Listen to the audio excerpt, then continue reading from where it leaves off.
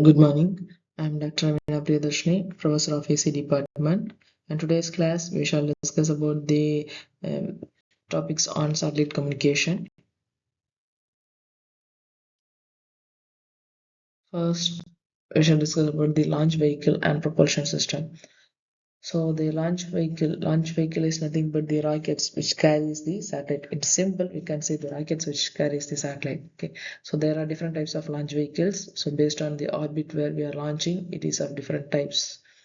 So the launching of a satellite in orbit, it is a very complex and an expensive process. So in most cases, the launch vehicle's cost is almost same as that of the cost of the satellites. So the launch vehicles are used directly to inject the satellites in the low altitude orbits.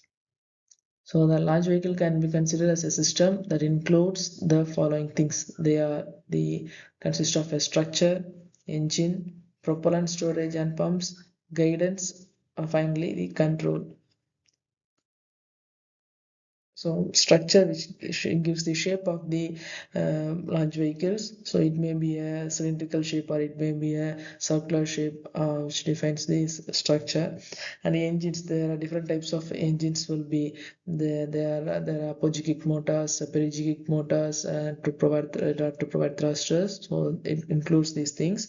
And propellant storage pumps, which includes the various propellant systems. Nowadays we are using the liquid propellants, so and storage pumps will be there, and guidance as well as control. So these are the telemetry and tracking systems that is used to control the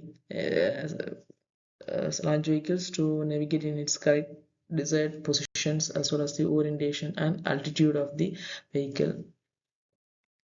So the types of launch vehicles. The launch vehicles are broadly classified into two types. One is expandable, another one is reusable. So expandable launch vehicle means the launch vehicle that will carry the satellite, and it will make the satellite to orbit in its desired orbit, and that's all. And at this point, the need of the satellite, the launch vehicle is over. The launch vehicle will be uh, disposed and it cannot be used. It's a one-time usage. The next is the reusable launch vehicle. So the reusable launch vehicle is a launch vehicle. It will launch the satellite in the desired orbit, and that launch vehicle will be returned back to the Earth. So this launch vehicle can be used for later operations also. So some examples are the space shuttles that can be used uh, for further launching. So this is the type of the or the expanded explanation or the figure which represents the clear various stages of the launching procedures.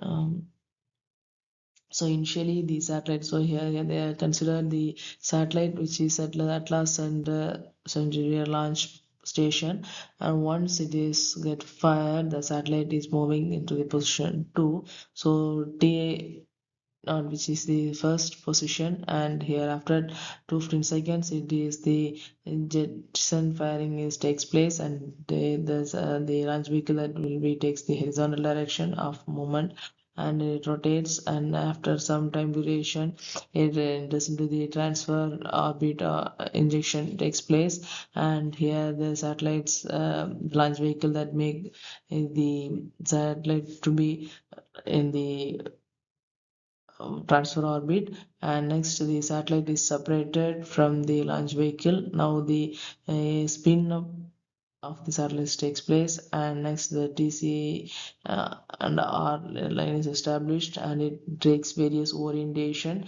and at the different stages, and all these positions it will take the horizontal rotation, and next it is given to the next orbit injected to the next orbit, that is the drift orbit, and in this drift orbit also the velocity of the satellite is maintained, and it is get changed, and once it reaches uh, the position of the desired locations, the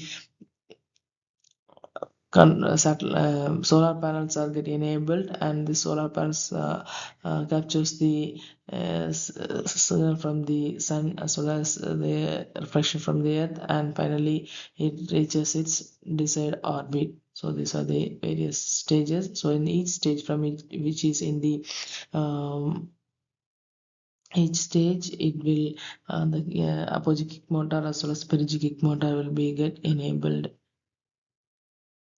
So, so when a rocket launches, it's the takeoff phase of the flight of a rocket. The launches of the orbital flights or launches into planetary space are usually from a fixed location on the ground, but may also be from a floating platform.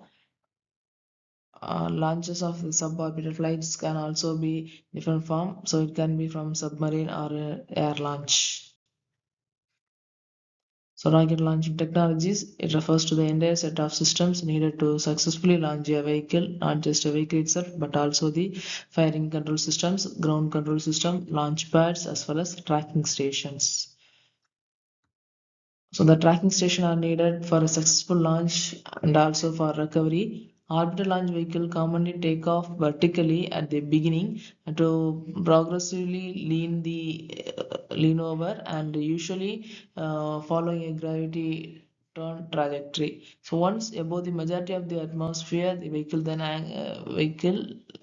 then the angle of the rocket jet pointing is largely horizontal but somewhat downwards, which permits the vehicle to gain and maintain altitude while increasing the horizontal speed. As the speed grows, the vehicle will become more and more horizontal until the orbit speed, and then the engine will be get cut off. So once it reaches the transfer orbit, the satellite will be separated from the launch vehicle and it will move to the desired position. Thank you.